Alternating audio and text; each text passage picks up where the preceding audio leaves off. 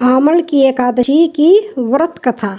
राजा मांधाता बोले कि हे वशिष्ठ जी, यदि आप मुझ पर कृपा करें तो किसी ऐसे व्रत की कथा कहिए जिससे मेरा कल्याण हो। महर्षि वशिष्ठ बोले कि हे राजन, सब व्रतों में उत्तम और अंत में मोक्ष देने वाले आमल की एकादशी के व्रत का मैं वर्णन करता हूँ। यह एकादशी फाल्गुन माह के शुक्ल पक्ष में होती है। एक वेदिश नाम का नगर था जिसमें ब्राह्मण, क्षत्रिय, वैश्य और शूद्र चारों वर्ण आनंद सहित रहते थे। उस नगर में सदैव वेद ध्वनि गूंजा करती थी तथा पापी, दुराचारी तथा नास्तिक उस नगर में कोई नहीं था। उस नगर में चेतर्थ नाम का चंद्रवंशी राजा राज्य करता था। वह अत्यंत विद्वान तथा धर्मी था। उस नगर में कोई भी व्यक्ति दरिद्र व कंजूस नहीं था। सभी नगरवासी विष्णु भक्त थे और आबाल वृद्ध स्त्री पुरुष एकादशी का व्रत किया करते थे। एक समय फाल्गुन मास के शुक्ल पक्ष की आमल की एकादशी आई। उस दिन राजा, प्रजा तथा बाल वृद्ध सब ने प्रसन्नतापूर्वक व्रत किया। राजा अपनी प्रजा के साथ मंदिर में जाकर पूर्ण कुंभ स्थापित करके धूप, दीप, नैवेद्य, पंचरत्न आदि से आंवले का पूजन करने लगे और इस प्रकार स्तुति करने लगे। हे धात्री, तुम ब्रह्म स्वरूप हो, तुम ब्रह्मा जी द्वारा उत्पन्न हुए हो और समस्त पापों का नाश करने वाले हो।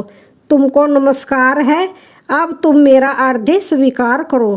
तुम श्री रामचंद्र जी द्वारा सम्मानित हो। मैं आपकी प्रार्थना करता हूँ, अतः आप मेरे समस्त पापों का नाश करो। उस मंदिर में सब ने रात्रि को जागरण किया। रात के समय वहाँ एक बहेलिया आया जो अत्यंत पापी और दुराचारी था। वह अपने कुटुंब का पालन जीव हत्या करके किया करता था। भूख और प्यास से अत्यंत व्याकुल वह बहेलिया इस जागरण को देखने के लिए मंदिर के एक कोने में बैठ गया और विष्णु भगवान तथा एकादशी महात्म्य की कथा सुनने लगा। इस प्रकार अन्य मनुष्यों की भांति उसने भी सारी रात जगा कर बिता दी। प्रातःकाल होते ही सब लोग अपने घर चले गए तो बहेलिया भी अपने घर चला गया। घर जाकर उसने भोजन किया। कुछ समय बीतने के पश्चात उस बहेलिये की मृत्यु हो गई। मगर उस आमल की एकादशी के व्रत तथा जागरण से उसने राजा विदुर्थ के घर जन्म लिया और उसका नाम वसुरथ रखा गया। युवा होने पर वह चतुरंगनी सेना सहित तथा धन धान्य से युक्त होकर 10,000 ग्रामों का पालन करने लगा। वह तेज में सूर्य के समान, कांति में चंद्रमा के समान, वीरता में भगवान विष्णु के समान और क्षमा में पृथ्वी के समान था। वह अत्यंत धार्मिक, सत्यवादी, कर्मवीर और विष्णु भक्त था। वह प्रजा का समान भाव से पालन करता था। दान देना उसका नित्य कर्तव्य था। एक दिन राजा शिकार खेलने के लिए गया। देवयोग से वह मार्ग भूल गया और दिशा ज्ञान न रहने के कारण उसी वन में एक वृक्ष के नीचे सो गया।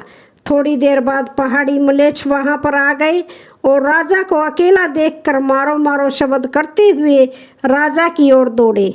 म्लेच्छ कहने लगे कि इसी दुष्ट राजा ने हमारे माता पिता, पुत्र पौत्र आदि अनेक संबंधियों को मारा है तथा इसे देश से निकाल दो तथा इसको अवश्य मारना चाहिए। ऐसा कहकर वे म्लेच्छ उस राजा को मारने दौड़े और अनेक प्रकार के अस्त्र शस्त्र उसके ऊपर फेंके। वे सब अस्त्र शस्त्र राजा के शरीर पर गिरते ही नष्ट हो जाते और उनका वार पुष्प के समान प्रतीत होता।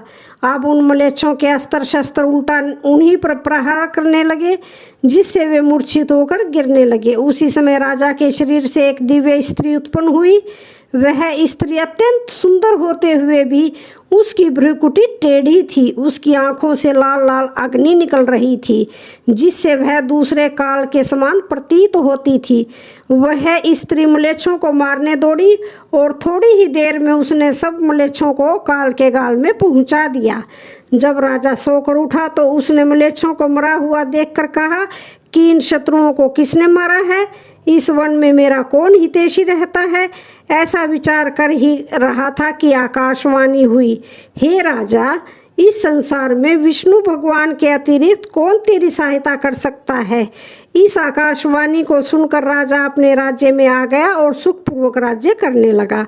महर्षि वशिष्ठ बोले कि हे राजन, यह अमल की एकादशी के व्रत का प्रभाव था। जो मनुष्य इस अमल की एकादशी का व्रत करते हैं वे प्रत्येक कार्य में सफल होते हैं और अंत में विष्णु लोक को जाते हैं। तो आज की ये कहानी कैसी लगी? वीडियो अच्छी लगे तो चैनल को लाइक शेयर सब्सक्राइब जरूर करें। धन्यवाद।